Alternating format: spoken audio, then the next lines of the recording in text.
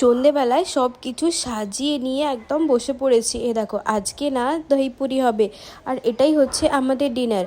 আর আমি না আমার জন্য আলাদা করে একটু টক জল বানিয়ে রেখেছিলাম, এই ডাব্বাটায় করে একটু তেঁতুল গুলে রাখা ছিল। আর এর মধ্যে কিছুটা ওই মশলা, মানে ওই যে জিরে ধনে আর শুকনো লঙ্কা দিয়ে যে ফুচকার মশলাটা হয়, ওটাও সবসময় রেডিই থাকে, তো ওইটা একটু দিয়ে আর উপর থেকে একটু লেবুর রস আর ধনেপাতাও ছড়িয়ে দিয়েছিলাম, দিয়েই টক জলটা দিয়ে আগে খেয়ে দেখছি। আর এখানে এই যে গুড় দিয়ে দইটাকে বানিয়ে রেখেছি, মা যেহেতু চিনি খাবে না তাই গুড় দিয়ে দইটা বানানো হয়েছে। আর বানানো হয়েছে খেজুর দিয়ে মিঠা চাটনি। আমি তো এদিকে গপ গপ করে টক ফুচকাটাই আগে খেয়ে নিচ্ছিলাম।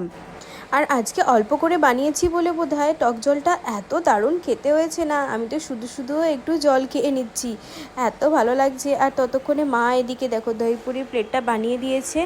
আর আমি তো বেশি করে ভর্তি ভর্তি করে দইও নিয়ে নিয়েছি, এবারে এটাকেও আমি গালে পুরে দেবো। এত বড় হয়েছে, আমি কি করে খাবো তাই ভাবছিলাম। এই দেখো এক গালে পুরো পুরে দিয়েছি।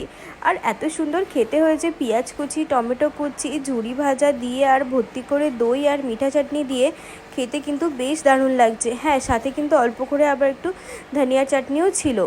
এই সবগুলো দিয়ে দই পুরি বানালেই তবে কিন্তু বেশ লাগে খেতে।